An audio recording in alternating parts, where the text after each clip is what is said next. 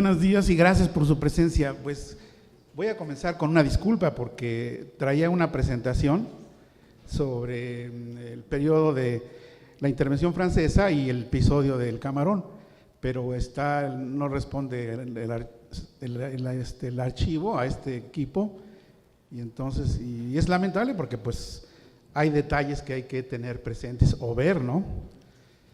Pero entonces tendré que platicarles lo que trabajé para esa presentación. Como ustedes saben, la obra de Fernando del Paso, Noticias del Imperio, fue publicada en 1987 y cierra una trilogía que había escrito desde 1966 con Guadalupe Trigo, posteriormente Palinuro de México. Es muy espaciado, ¿no? el trabajo de él, pero incluso hasta tiene un trabajo de cocina con su esposa, de cocina mexicana, ¿verdad? Mientras él trabajaba de embajador, su característica principal es que ha trabajado como diplomático y como diplomático investigaba y estudió para este caso el periodo del Segundo Imperio, y lo que a mí me interesa rescatar de esta novela dedicada a Carlota y Maximiliano, pero sobre todo al pueblo de México, la visión del pueblo de México. Escogí el capítulo 11 del Camarón porque pero tenemos que dar el contexto, ¿no? Ya sabemos que los intereses de Francia estaban puestos en México. El emperador Napoleón III él estaba interesado y aprovechó la coyuntura de los créditos que le cobraban a Juárez. Ese fue su pretexto para establecerse en Veracruz, convencido por los conservadores mexicanos promonarquistas, que le hicieron creer que los mexicanos esperaban con ansias a un monarca, ¿no? Sobre todo europeo. Y en este caso, pues ya sabemos que la primera expedición francesa de Lorences encabezaba a 6,000 hombres. Con ellos quisieron tomar Puebla el 5 de mayo de 1862 y las fuerzas mexicanas se cubrieron de gloria, ¿sí? Con ese incidente. Entonces, vamos a ver el impacto de este triunfo, porque a veces en la historia no se ven esos detalles, no se cuentan de esa manera. Entonces, este triunfo va a obligar a los franceses a retenerse durante un año para preparar una segunda expedición más fortalecida, con más elementos del ejército, que por cierto el ejército francés, como señala Jan Meyer en Yo francés, que es un libro basado en testimonios de archivos militares franceses. El ejército francés era un ejército bien preparado. La mayoría de sus oficiales tenían una carrera muy brillante. Y curiosamente, con respecto a Argelia, la campaña de Argelia de los franceses, hubo menos deserción que en Argelia. Era un ejército bien preparado. Entonces, la batalla de Puebla, la que celebramos, ¿verdad? Detuvo a los franceses durante un año, porque van a tomar Puebla, pero al siguiente año, ¿sí? Pasaba un año, unas 2 semanas después del 5 de mayo, y entonces van a tomar Puebla y posteriormente con facilidad la Ciudad de México, porque el gobierno de Juárez ya se había establecido en Guanajuato, en la salida hacia el desierto. Entonces vamos a ubicar la batalla de Puebla. La segunda expedición, ¿sí? de Forey. Esta sí contaba con más elementos, hasta más de 60,000, conjuntados con los mexicanos que lo apoyaban, a los que yo llamo intervencionistas. Va a ocurrir un 30 de abril de 1863, es decir, es antes de la toma final de Puebla, ¿sí? Entonces, este incidente, así como muchos acontecimientos, comienzan así como una chispa, y después se transforman en la memoria y para conmemorar se convierten en algo más, ¿no? Y este episodio dio para eso, ¿no? La importancia de esta batalla, de este combate, ¿sí?, del Camarón, va a ser, digamos, muy exaltado por los franceses, sobre todo por la Legión Francesa. Una Legión Francesa, la Legión extranjera se componía de oficiales de diferentes países, ¿no? Por eso era esto. Entonces aquí vamos a ver, a mí lo que me interesa es cómo lo describe Fernando del Paso. Entonces Fernando del Paso va a utilizar el recurso literario de que, ustedes saben que en los capítulos pares hablan los personajes, en los nones, y en los pares habla como un historiador, ¿no? Y aquí en este caso habla de un espía, que vamos a ver qué características va a tener este espía, ¿no? Para precisamente preparar la toma de Puebla, porque para los franceses vieron que no era muy fácil combatir contra los mexicanos, ¿no? Acabó con ese prejuicio de que éramos inferiores y que nada más con vernos nos íbamos a correr, ¿no? Entonces, va bien preparado. Entonces, envían un convoy desde Soledad, Veracruz. Van a enviar un convoy que va a hacer, digamos, escala en Orizaba y de ahí hacia Puebla. Es un convoy muy importante, lleva francos de oro, francos franceses en oro, lleva armamentos, municiones y provisiones para muchos días. Entonces, los mexicanos funcionaban como guerrillas y a través de espías. ¿Sí? Entonces, esta va a ser la función de este espía que va a descubrir que viene un convoy rezagado, integrado por 62 soldados, comandados por el capitán Jean Danjou, que es importante porque es un veterano de guerra que ha perdido su mano y tiene una mano de madera, ¿sí? Entonces, la historia de la mano de madera va a ser muy interesante, es el motivo de la historia del capítulo de Fernando del Paso. Entonces, son sorprendidos por las fuerzas de los lanceros de Francisco de Paula Milán, que era el gobernador de Veracruz, ¿sí? Son las fuerzas locales de Veracruz. Ellos solamente van a encontrar un caserío abandonado que les puede servir de refugio, y es precisamente se llamaba el Camarón este caserío, y en los restos de una hacienda que cuenta con una especie así como de un bastión de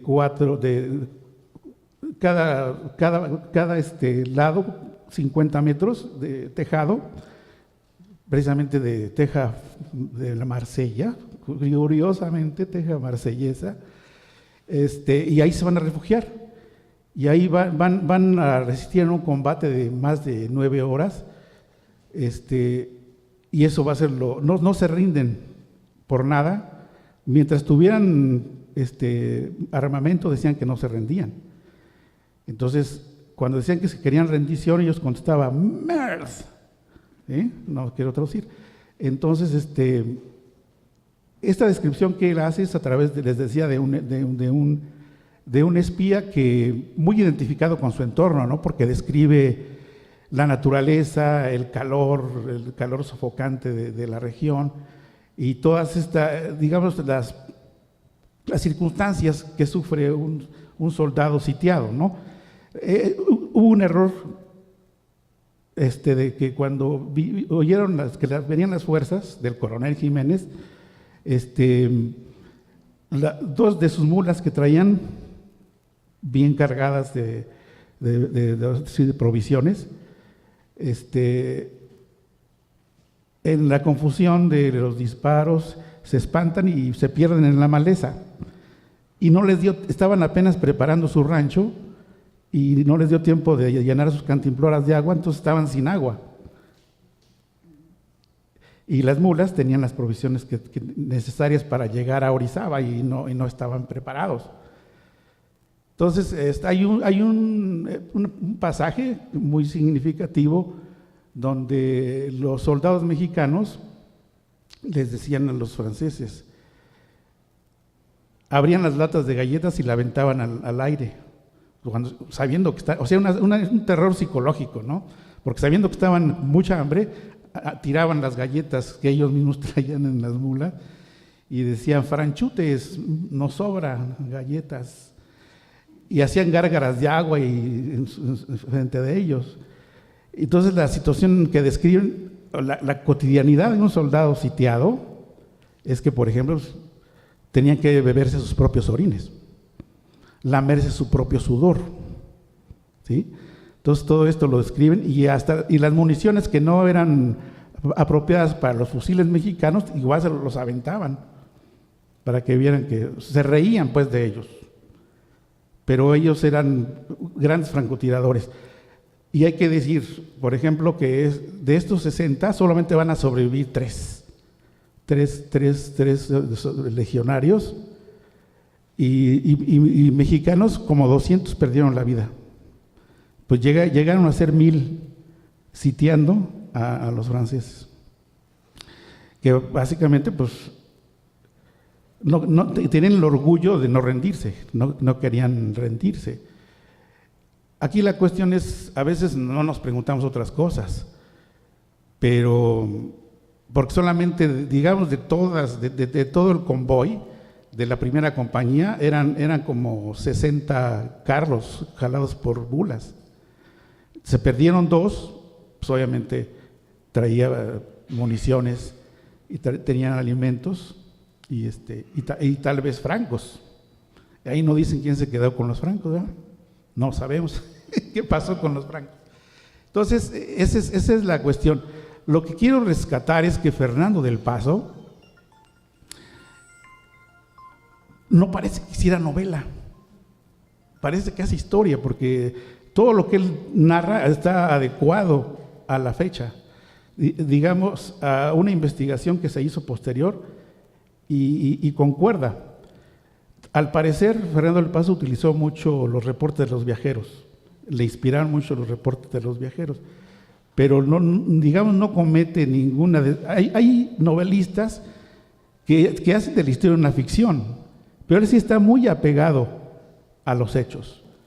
Entonces, la importancia es que después de este combate del Camarón, poco después, quizás esto fue en abril, después en mayo 27, o sea, semanas después, se toma Puebla, que es la entrada hacia la Ciudad de México.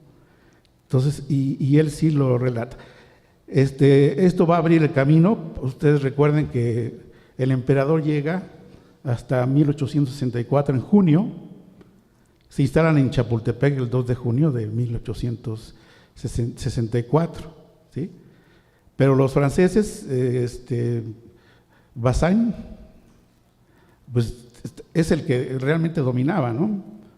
Porque el mexicano representante de los intervencionistas, Nepomuceno, que por cierto es el hijo de Morelos, no figuraba, ¿no? Después de la derrota de Puebla se desfiguró y en el poder pues estaban los militares franceses.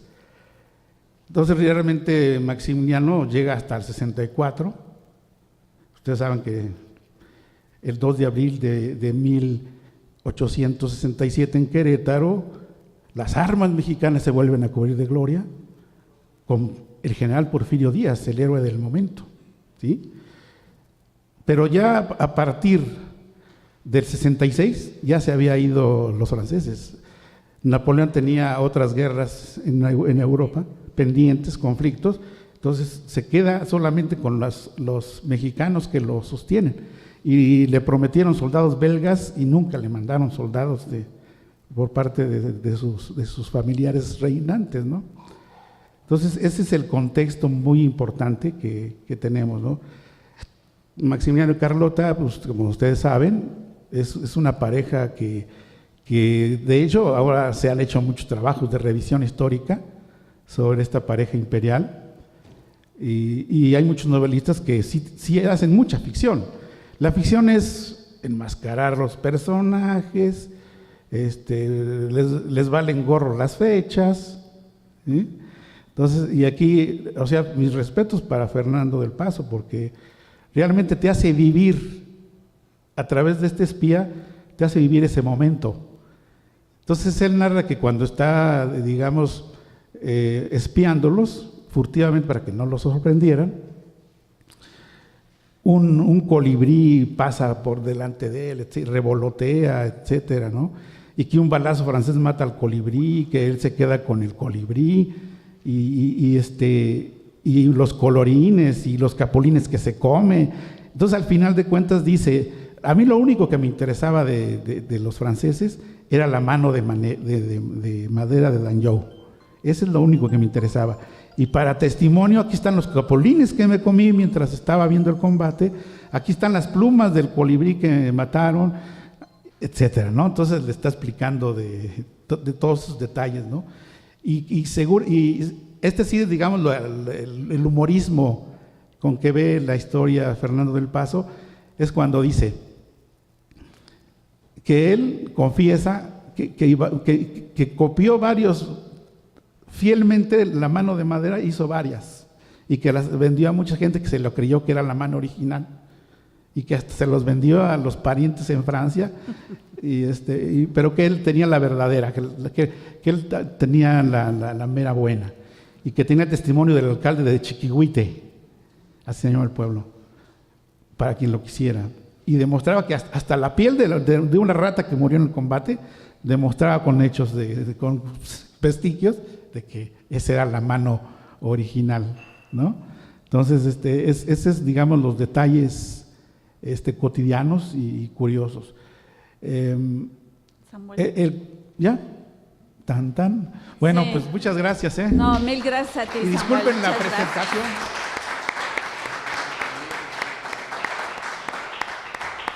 Bueno, pasamos a las